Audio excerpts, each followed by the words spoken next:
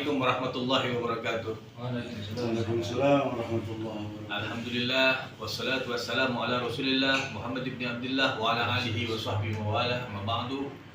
Para pencinta channel YouTube Jelajah Alam Ruqyah yang dirahmati oleh Allah Subhanahu wa taala. Alhamdulillah di malam yang mulia ini Al-Fakir mau membagi sebuah pengalaman dan tata cara untuk mengembalikan sihir. Sebelum Al-Fakir memberikan suatu ilmu untuk mengembalikan sihir, kita dengar dulu kisah-kisah yang terjadi kepada para dai-dainya Allah Subhanahu wa taala yang selama mereka berdakwah terkena dengan serangan sihir dan mereka mampu melakukan perlawanan dan penyerangan itu dengan sunnah nabawiyah. Hadirin, di tempat ini di pesantren Ad-Diyaul Mustafa Depok yang dipimpin oleh Al-Ustadz Kiai Rashid Hasan Al-Madari, dan di hari ini juga kita kedatangan tamu Parokiah dari Batam, pimpinan pondok pesantren Ta'limul Quran Cak Mu'al Khair. Insyaallah beliau adalah salah satu parokiah yang juga paling sering mengalami hal-hal sihir. Kita dengarkan kisah-kisah perjalanan dakwah dari guru kita Kiai Rashid Hasan Al-Madari. Insyaallah waktu dan tempat kami persilakan. Tafadhal Kiai. Masyaallah, gimana Kiai? Kisah-kisah sihir yang dialami ketika berdakwah di pedalaman-pedalaman gitu ya. Pernah ngalamin hal-hal aneh gitu Kiai? Iya pastinya. Ya. Assalamualaikum warahmatullahi wabarakatuh. Waalaikumsalam warahmatullahi wabarakatuh. Alhamdulillahirabbil alamin, wassalatu ala nabiyil karim Sayyidina Muhammad sallallahu alaihi wasallam. Pemirsa YouTube yang dirahmati Allah dimanapun Anda berada. Alhamdulillah ini lagi kumpul dengan orang-orang hebat ini. Ya, beliau sebagai pimpinan dari Darul Baydhah, beliau juga pimpinan dari pondok pesantren Ta'limul Quran. Ini orang-orang yang sudah menjelajah dunia. Ya mudah-mudahan kita semua diberkahi oleh Allah Subhanahu wa taala. Suatu saat Al-Fakir pernah ngisi ceramah di Cirebon. Padahal anak sebelumnya udah coba untuk tawassul, minta pertolongan kepada Allah, terus ngirim Fatihah, membaca Al-Quran kepada aulia-aulia di sana supaya tidak terjadi apa-apa. Tapi pada kenyataannya ya namanya di tiap tempat itu pasti ada singanya, pasti ada macannya, pasti ada musangnya dan segala macam. Pada detik-detik terakhir ini Al-Fakir udah mau selesai ceramah, udah mengucapkan salam nih. Ketika lagi mangap, tiba-tiba masuk hewan ke dalam mulut langsung. Dalam mulut. Udah mau dikeluarkan udah susah, cuman Al-Fakir paksa untuk bertahan pada saat itu, udah hampir pingsan. Jadi nggak mungkin kalau hal yang seperti itu tiba-tiba masuk. Ini hewan apa pikir? Anu udah selesai, coba Anu turun, udah gitu. Tapi panitia masih tolong ya, ada penyerahan piagam. Anda terpaksa naik lagi ke atas dalam keadaan kondisi nggak stabil. Selesai lari langsung ke kamar mandi. Sebelum masuk kamar mandi, karena Rasulullah Shallallahu Alaihi Wasallam pun pernah terkena sihir ya, dari yang mana pernah diambil rambutnya Rasulullah lalu diikat dengan buhul dan ditiup oleh perempuan Yahudi pada saat itu. Lalu dibuang ke salah satu sumur di kota Madinah yang sampai detik ini orang dimakruhkan, diharamkan untuk minum dari itu karena bekas kezaliman pada Rasulullah SAW. Yang jelas karena turun ayat Qul yang 3, Qul huwallahu ahad, terus Qul a'udzu birabbil falaq, terus Qul a'udzu birabbin nas. Ana coba untuk baca itu, terus membaca Hizbul Barqiyah, A'udzu bikal adami kul wajib tarmihim minal bu'di was satar itu baca, terus baca fauqal wa batul maqari farul ayat-ayat Al-Qur'an yang ruqyah. Alhamdulillah dengan izin Allah ana muntah dan keluar hewan. Karena ingat salah satu dai ada di Madura. Itu tiap ceramah biasanya tukang sihir mana tuh. Suatu saat pun beliau kena lagi semua seperti itu, hewan masuk. Kalau beliau sempat pingsan, sempat dibawa ke rumah sakit. Nah, itu kendala dari orang-orangnya Allah Subhanahu wa taala. Jadi yang namanya sihir itu nyata, yang namanya kezaliman itu nyata. Dan diterangkan oleh baginda Rasulullah SAW. Ya mungkin Masya Allah ya. perjalanan ini menyeramkan juga ya. Tantangan. Subhanallah. Kalau Rasulullah kena, bagaimana kita ya? Masya Allah ya, luar biasa. Pelajaran buat umat ini ya. Gitu. Ya Allah. Camu, ada pengalaman apa Camu? Ya, bismillah, assalamualaikum warahmatullahi wabarakatuh. Waalaikumsalam. Nana Fakir, Cak Muhammad Khair dari Batam. Alhamdulillah, Anda datang di sini yang pertama tujuannya silaturahim kepada Kiai Rasyid dan juga kita datang ke sini untuk mengharapkan ridho dari Allah Subhanahu wa taala dan juga syafaat dari Nabi kita Muhammad sallallahu alaihi wasallam. Alhamdulillah, selama ini ketika saya menghadapi pasien-pasien masalah santet, teluh ataupun sihir, itu artinya sama. Itu peribahasa dalam arti sihir, santet, teluh itu jadi satu. Jadi tergantung dari orang itu mengartikan. Dan urusan sihir, santet dan teluh itu semuanya dari masalah hati. Jadi kadang kita bekerja di PT atau sebuah perusahaan, orang itu karena kalah naik pangkat, nah dia berhadapan secara langsung atau berhadapan dengan uji coba ujian di dalam perusahaan, dia gak mampu. Akhirnya di belakangnya dia main sihir atau teluh atau santet. Dan sihir itu dibuat dari sesuatu ayat juga, itu sama juga ayat Al-Quran, tapi niatnya lain, untuk membunuh atau untuk menyakiti atau untuk membuat orang itu lumpuh. Itu yang diniatkan apa? Memanggil sebuah jin, seorang jin untuk didatangkan, untuk dimintain atau dipersembahkan bahasanya untuk menyakiti si lawan tersebut.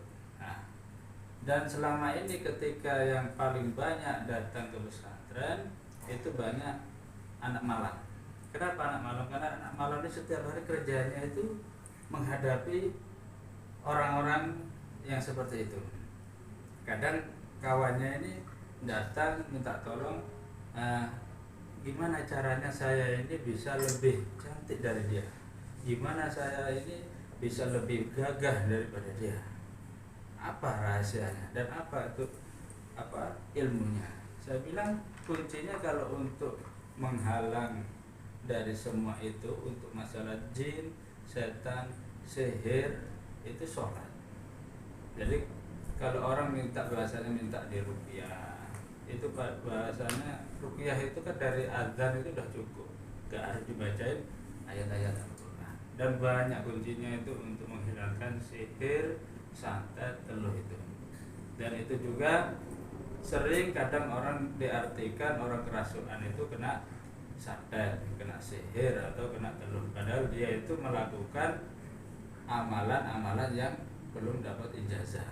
Jadi khodamnya itu yang membuat mereka itu kerasukan. Kadang seperti itu. Mungkin itu saja yang bisa diceritakan. Nah, nanti lebih luasnya itu oleh Kiai Rasyid lagi. Beliau kan senior kita. Subhanallah ya. Kita ini baru berapa tahun kan gitu. Dia udah ngerti. Enggak. Setiap orang ini kan punya pengalaman mistis Iya. masing-masing, Mistisnya. punya pengalaman rohani masing-masing, perjalanan hidup masing-masing. Jadi yang jelas setiap seseorang yang berjuang di jalan agama itu pasti ada musuhnya dari kalangan jin Iya. dan manusia, dari kalangan jin dan manusia. Bahkan kadang walaupun bukan landasan kebencian, cuma pengen ngetes doang, pengen ngetes. Ya kan ada yang sudah ngetes. Cuman pada akhirnya kan itu nggak boleh aslinya. Jadi guru-guru semua, ya ulama dari Rasulullah SAW banyak doa-doa di dalam Al-Quran untuk membentengi kita ya, untuk membentengi kita, khusus ayat kursi dan semacamnya. Bahkan tidak ada kedasatan ayat yang menunjukkan tentang hebatnya Allah Subhanahu wa Ta'ala. Jadi ayat kursi itu menjelaskan tentang sifat-sifatnya Allah Subhanahu wa Ta'ala.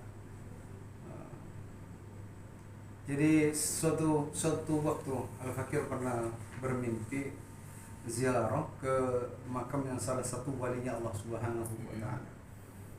Ziarah ketika sudah selesai berdoa tiba-tiba makom itu tuh kebuka dan Anda lihat beliau dalam keadaan sehat utuh seperti orang hidup. Ini beliau bangkit dari kuburan itu, bangun, nemuin Al-Fakir. Lalu Anda nanya, ini ya Syekh, amalan apa yang antum lakukan kok sampai punya derajat di sisi Allah seperti itu? Antum kan sudah wafat, tapi seperti orang itu. Maka kata beliau, ya Abdul Rasyid, kau tidak akan mengalami sepertiku di alam kubur diberikan derajat seperti ini apabila kamu nggak pernah baca ayat kursi sebanyak 1000 kali. Itu kata beliau. Jadi secara tidak langsung Al-Fakir diijazahkan secara langsung oleh beliau untuk membaca ayat kursi sebanyak 1000 kali.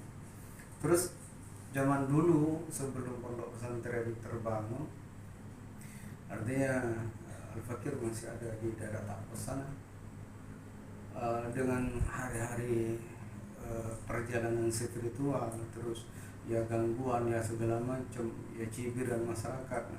Karena karakter pada saat itu belum terbentuk, identitas belum terbentuk, masih belum ini siapa. Jadi pada saat itu yang kenal abang manggil abang, yang kenal manggil om, yang tahu kalau saya ngajar manggilnya ustaz, macam-macam lah. Jadi kalau di tempat lingkungan rumah pada situ nggak terkenal ustaz. Padahal saya sudah punya majelis di luar. Saya sudah punya majelis di luar berapa saat. Bahkan 1 minggu itu full, tiap malam saya keluar ajar. Tapi di rumah orang nggak tahu. Di dekat rumah tuh ada yang manggil bapak, manggil om segala macam. Nah suatu saat Al-Fakir nih pernah ada kesulitan. Ya, mungkin nggak bisa terselesaikan. Suatu malam, orang pada saat itu sering nggak mimpi didatangi wali-walinya.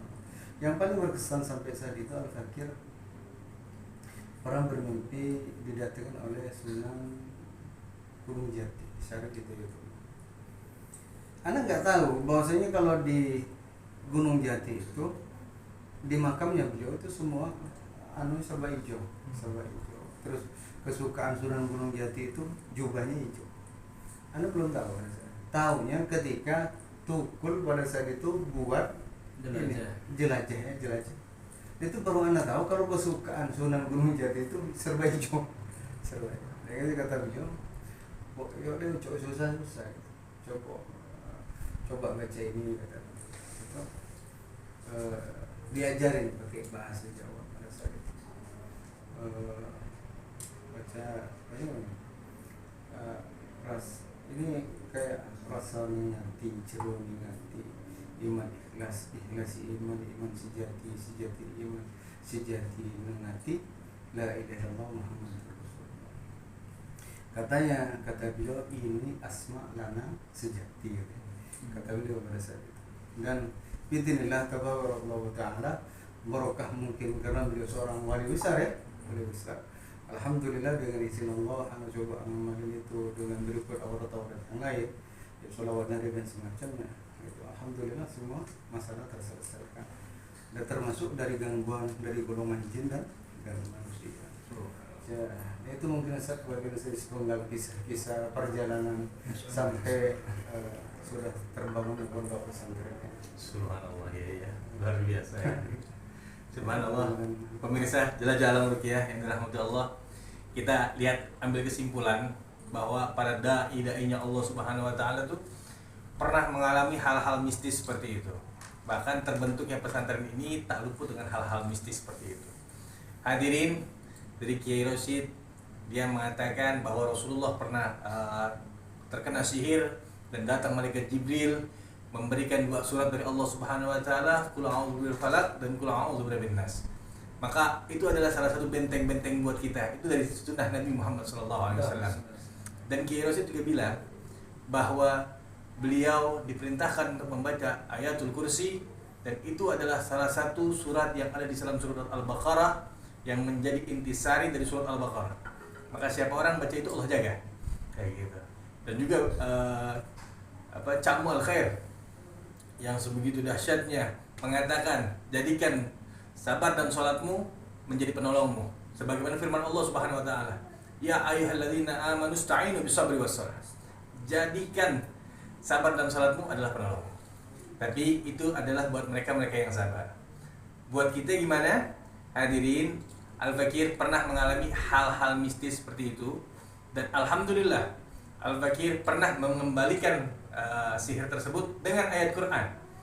Dengan ayat Quran, ini adalah mukjizat terakhir saudara-saudaraku. Apa itu ayatnya? Pertama, Al-Fakir membaca suratul Fatihah. Jadi siapkan satu air atau antum bacakan di suatu lingkungan itu. Antum niatkan, ya Allah, jadikan sihir ini atau sihir yang datang ini kembali kepada pemiliknya dengan kekuatan berlipat ganda. Dan azablah dia dengan azaban pedih, dan azablah dia dengan secepatnya. Gitu. Jadi kita doakan, kita niatkan dengan hal yang seperti itu. Maka kita baca suratul Fatihah, khususnya 3 kali. Baca suratul Fatihah sampai selesai.